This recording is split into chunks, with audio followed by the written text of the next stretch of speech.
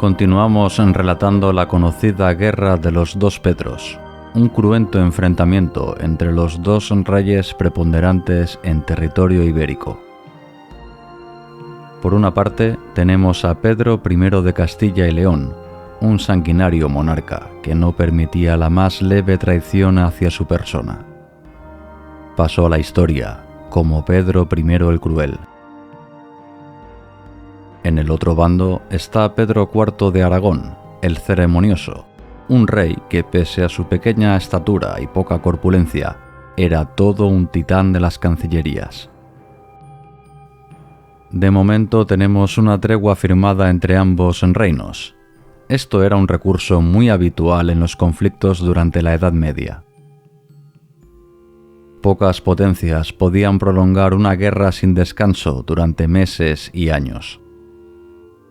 Antes de lanzarse de nuevo hacia territorios aragoneses, Pedro I necesitaba cubrirse bien las espaldas.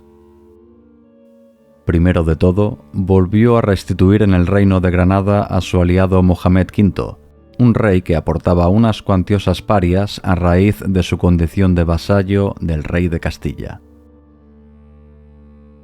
Pedro el Cruel también llegó a acuerdos con Navarra y Portugal, incluso con el monarca Eduardo III de Inglaterra, convirtiendo de esta manera la península ibérica en un tablero más de la Guerra de los 100 años.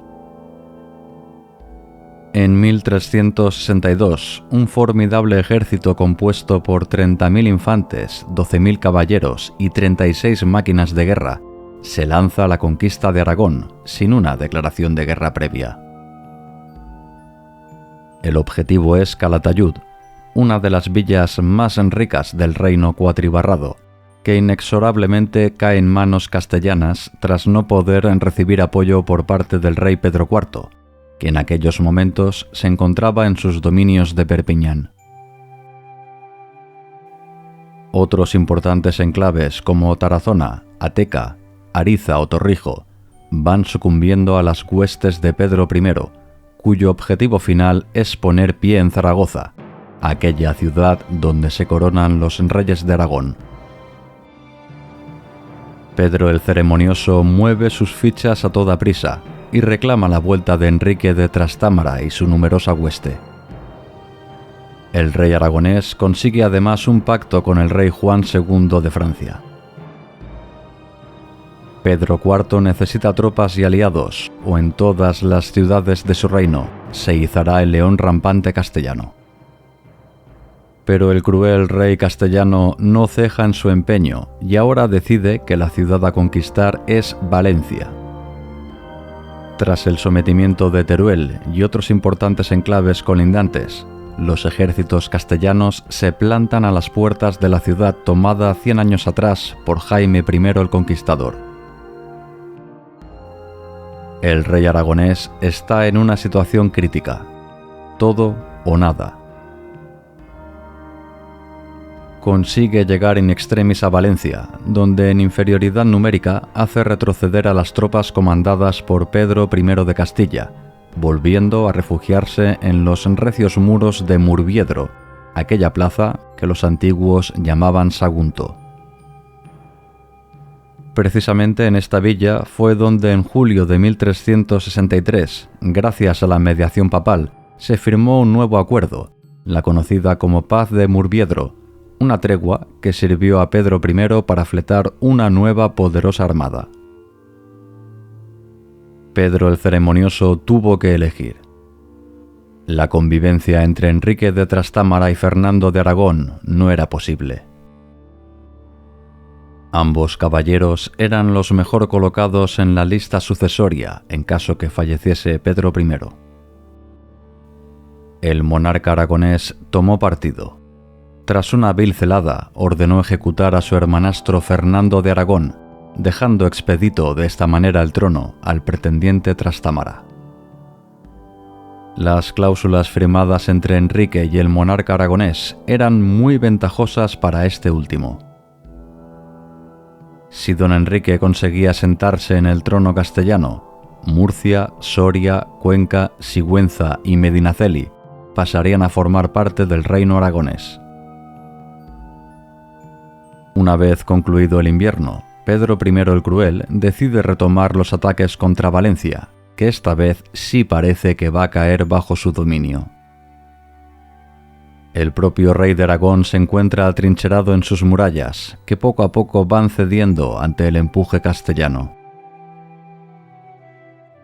Tan solo faltaba que apareciese la temible flota de Pedro el Cruel, que cortaría la línea de suministros por mar, pero la diosa Fortuna se alió con el rey ceremonioso.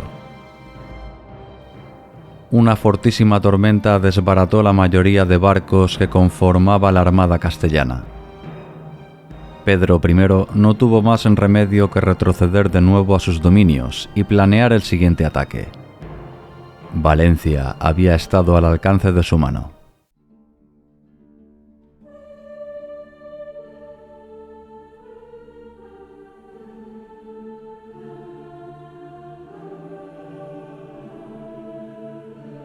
Enrique de Trastámara, ahora sí, candidato indiscutible al trono de Castilla, no pierde el tiempo y recluta a la temible Compañía Blanca, un cuerpo de caballeros mercenarios de élite, comandados por el noble Bertrand du Desclans. El conde Trastámara contó con la financiación del rey de Francia, que aportó 100.000 florines, al igual que el nuevo Papa Urbano V, que además renovó la excomunión del rey castellano. Sí, Pedro el Cruel ya había sido excomulgado previamente por la Iglesia, que en absoluto aprobaba su concubinato con María de Padilla, la amante del rey. El papado, además, en aquel entonces tenía su sede en Aviñón y siempre se mostraba muy favorable a las disposiciones que dictara el rey francés de turno. Recordamos que Pedro el Cruel ordenó ejecutar a sangre fría a su legítima esposa Blanca de Borbón, nieta del ya fallecido rey Felipe III de Francia. Enrique de Trastámara tomó la iniciativa y consiguió rendir la villa de Murviedro, Sagunto, pero lo hizo sin derramar una gota de sangre.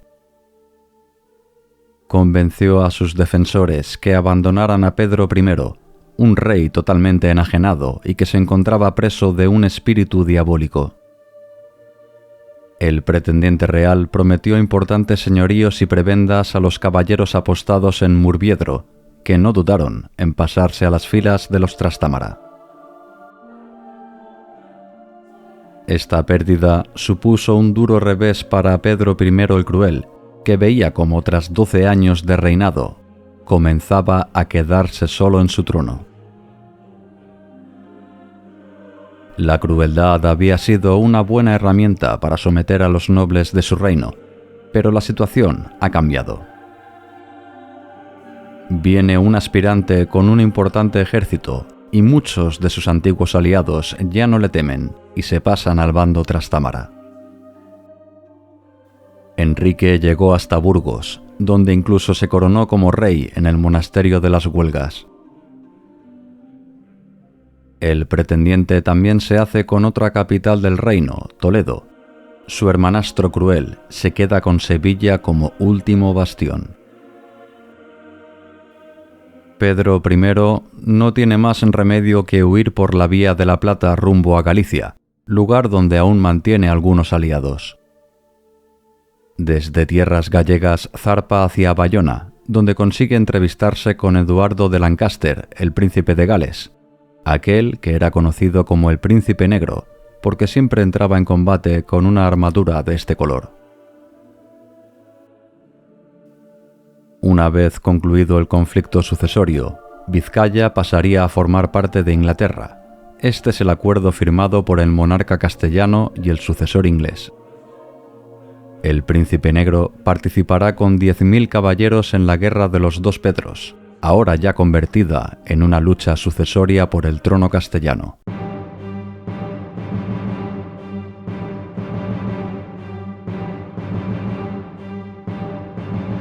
Pedro el Cruel y el Príncipe Negro se preparan para la ofensiva.